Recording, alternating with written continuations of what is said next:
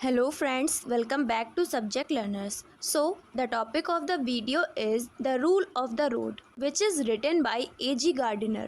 A.G. Gardiner का pseudonym था Alpha of the Plow. और इस ऐसे the rule of the road ऐसे में A.G. गार्डिनर बता रहे हैं कि एक्चुअल में फ्रीडम होती क्या है। फ्रीडम ये नहीं होती है कि सिर्फ आप अपनी ही आज़ादी इंजॉय कर रहे हैं और उस चीज़ से दूसरों को चाहे जितनी भी प्रॉब्लम्स हों। ये रियल फ्रीडम नहीं है। लिबर्टी तब आपके लिए लिबर्टी है जब वो सबके लिए लिबर्टी हो। मीन्स आपकी लिबर्टी किसी दूसरे की लिबर्टी को जब ठेस ना पहुंचाए, प्रॉब्लम ना कर दे, तब तो वो लिबर्टी है, वरना वो प्रॉब्लम है दूसरे के लिए। और आप अपनी पर्सनल लिबर्टी के लिए किसी भी दूसरे इंसान को परेशान नहीं कर सकते हैं। आप अपनी पर्सनल लिबर्टी तब तक एंजॉय करें जब तक कि आप उस लिबर्टी से किसी दूसरे के लिए प्रॉब्लम ना खड़ी कर दें। इसीलिए A.G. गार्डिनर कहते हैं liberty is not a personal affair only but a social contract. मतलब सिर्फ वो तुम्हारी पर्सनल अफेयर नहीं है, वो एक सोशल कॉन्ट्रैक्ट है। और वो ये भी कहते हैं in order that the liberty of all may be preserved the liberties of everybody must be curtailed. Means अगर हम लोग चाहते हैं कि हम सबकी लिबर्टी बची रहे तो ये भी ज़रूरी है कि कहीं ना कहीं सबकी आज़ादी को थोड़ा थोड़ा कम किया जाए। अब इसको डिटेल में कवर करते हैं इस ऐसे के through on the rule of the road. इस ऐसे की स्टार्टिंग होती है एक लेडी के एग्जाम्पल के साथ। पेट्रोगार्ड एक सिटी का नेम है। पेट्रोगार्ड की गलियों में एक मोटी और बूढ़ी औरत अपनी टोकरी के साथ बीचों बीच सड़क पर चल रही थी और उससे अपने आप में कोई छोटा सा भी खतरा नहीं था। उससे जब ये बोला गया कि मैडम, पैदल चलने वालों के लिए फुटपाथ की जगह है, तो उसने रिप्लाई किया कि मैं वहाँ चलूँगी जहाँ मुझे अच्छा लगेगा। अब हमारे पास इसकी आज़ादी है। ये उस लेडी को ख्याल नहीं आया कि अगर पैदल चलने वालों को सड़क के बीचों बीच चलने की आज़ादी है तो उसी तरह टैक्सी ड्राइवर को फुटपाथ पे टैक्सी चलाने की भी आज़ादी है।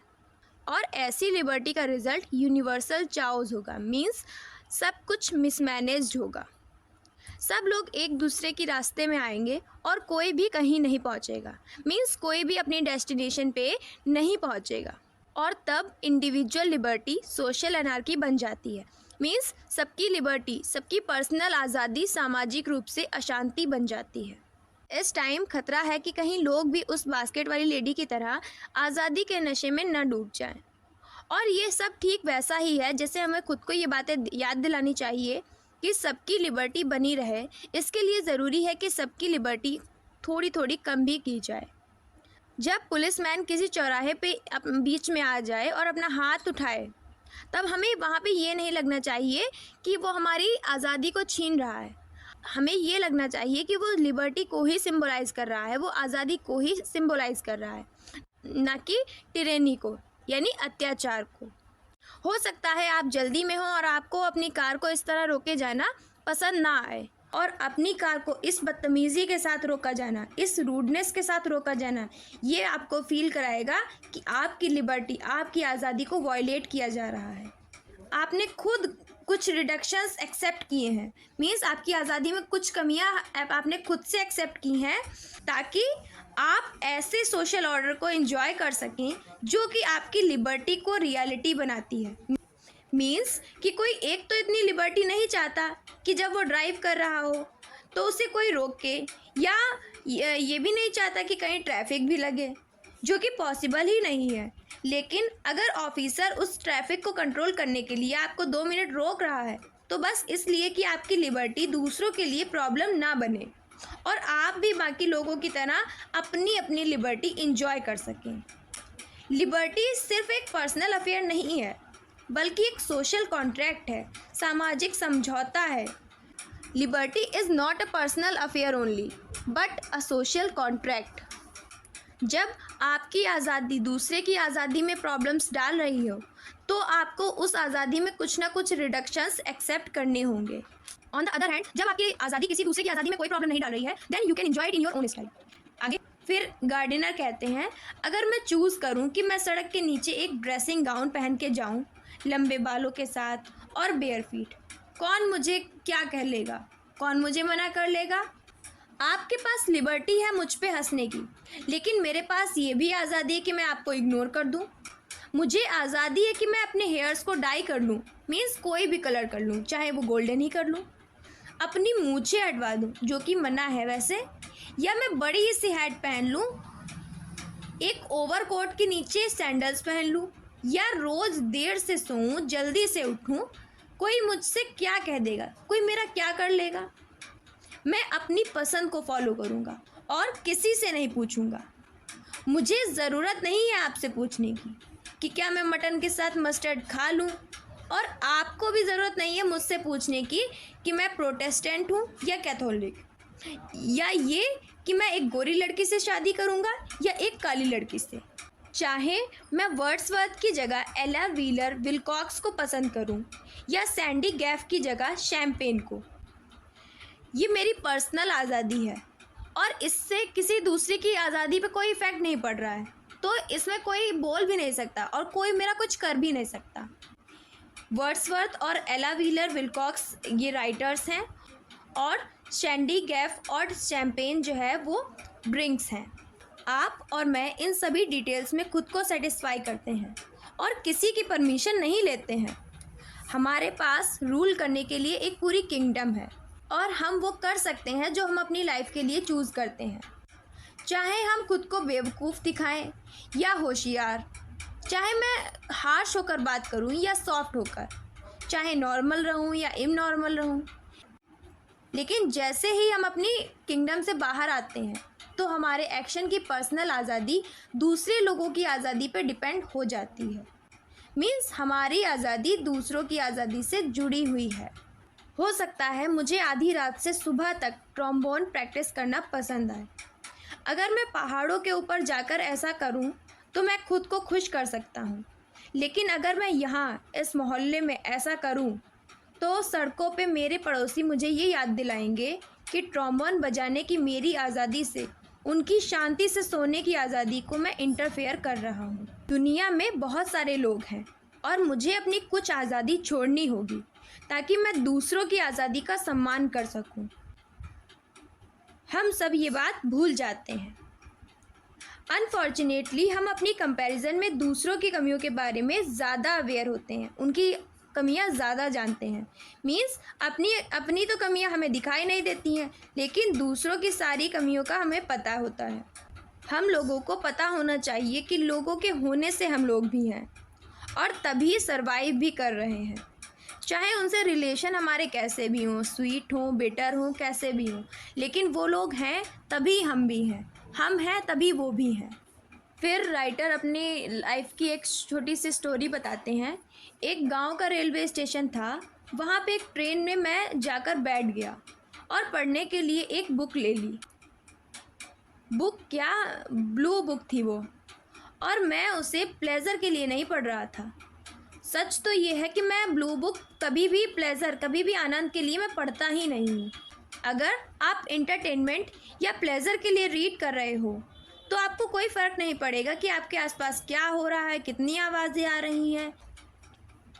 लेकिन अगर आप कोई सीरियस बुक पढ़ रहे हो जिसमें आपका कंसंट्रेशन मांगती है वो बुक, तो आपको अपने आसपास शांति चाहिए।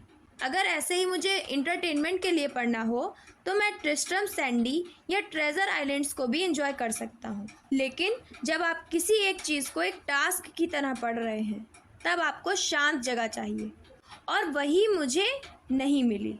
पिछले स्टेशन पे कुछ लोग ट्रेन में आए और उनमें से एक अपने दोस्त से इतनी तेज़ आवाज़ और इतनी पॉम्पस आवाज़ में बात कर रहा था। पॉम्पस मीन्स खुद को दूसरों से ज़्यादा इम्पॉर्टेंट समझना। मीन्स वो ज़ोर ज़ोर से अपनी बातें सुना रहा था सबको। जैसे ही मैं कुछ पढ़ने की कोशिश करता, उसकी आवाज़ एक आंधी की तरह आती और उसकी बातें मेरा माइंड डाइवर्ट कर देती मेरी जॉब से। मीन्स बुक रीडिंग से मेरा माइंड डाइवर्ट कर देती उसकी आवाज़ें। इस सब से परेशान होकर मैंने अपनी ब्लू बुक बंद कर दी और खिड़की के बाहर देखने लगा। उस आदमी की आवाज़ अभी भी मुझे सुनाई पड़ रही थी। फ्रेंच लोगों को क्या करना चाहिए था, जर्मन्स की गलती थी, वगैरह वगैरह। अब ये सारी बातें ट्रेन में बैठे लोगों ने न जाने कितनी बार ही सुनी थी। अगर उसकी ये सब बातें सुनकर मैं उससे थोड़ा धीरे धीरे बोलने के लिए कह देता तो मैं पूरे विश्वास से कह सकता हूँ वो कहता कैसा रूड इंसान हूँ मैं। उसे ये खुद भी रियलाइज़ नहीं हो रहा था कि जो लोग उसके आसपास बैठे हैं वो ना चाहते हुए भी उसकी बातें सुन रहे हैं। वो उसे सुनने से भी अच्छा कुछ और कर सकते हैं। मुझे विश्वास है कि जब उसने ट्रेन का डिब्बा छोड़ा होगा तब सबने उसे थैंक किया होगा, क्योंकि उसने अकेले ने सबकी जर्नी को बहुत ही मेमोरेबल बना दिया था। नो डाउट वो एक अच्छा इंसान था, लेकिन जो बुरी चीज़ थी उसमें वो थी कि उसमें सोशल सेंस नहीं था। मीन्स उसकी बातें लोगों को पसंद आ भी रही हैं या नहीं, ये चीज़ उसे समझ में नहीं आ रही थी। ठीक ऐसा ही होता है हमारे वहाँ टैक्सी ड्राइवर्स के साथ। जैसा कि बस वाले भैया या ट्रक वाले भैया हमारे कान पे दम लगा के हॉर्न देते हैं, क्योंकि ये उनकी आज़ादी है, उनकी टैक्सी है, वो चाहें जितना हॉर्न लगाएं। उन्हें क्या फ़र्क पड़ता है कि उससे आपको प्रॉब्लम हो रही है। लेकिन ऐसा करने से वो अपनी लिबर्टी को तो एंजॉय कर रहे हैं, लेकिन हमारी लिबर्टी का क्या। फिर एजी गार्डिनर कहते हैं कि हम लोग रोड के रूल्स को फॉलो करने जैसी छोटी सी बात से खुद को ऑब्जर्व कर लेते हैं कि हम लोग सिविलाइज्ड हैं या अनसिविलाइज्ड हैं। हीरोइज्म और सेक्रीफाइस जैसे बड़े मोमेंट्स रेयरली ही होते हैं।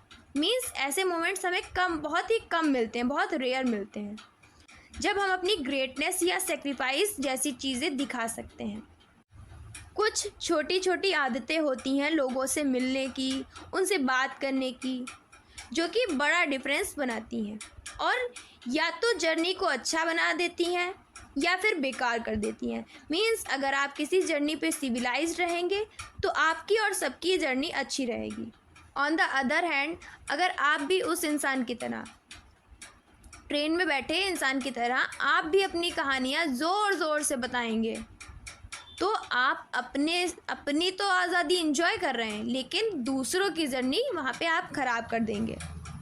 लास्ट में गार्डिनर कहते हैं, मैं उम्मीद करता हूँ मेरा दोस्त ट्रेन में जब इसे पढ़ेगा तो उसे बुरा नहीं लगेगा, और आई एम श्योर कि वो मुझे ये नहीं बोलेगा कि कहाँ पे फ्रेंच की गलती थी, कहाँ पे जर्मन्स की, बल्कि वो मुझे मेरी ब्लू बुक पढ़ने के लिए परमिशन देगा और मुझे डिस्टर्ब नहीं करेगा। ओवरऑल कह सकते हैं कि गार्डिनर सोशल बिहेवियर और पोलाइटनेस को काफ़ी पसंद करते हैं। गार्डिनर किसी इंडिविजुअल और कम्युनिटी की आज़ादी में बैलेंस बना के रखने में इंटरेस्टेड थे। मीन्स वो किसी की पर्सनल आज़ादी को तो पसंद करते थे, लेकिन जब उससे किसी कम्युनिटी की आज़ादी में कोई प्रॉब्लम ना आए। और इसी के साथ ये ऐसे यहीं पे कंप्लीट होता है। अगर वीडियो आपको पसंद आया हो तो इसे लाइक कीजिएगा, शेयर कीजिएगा और सब्सक्राइब कीजिएगा सब्जेक्ट लर्नर्स को।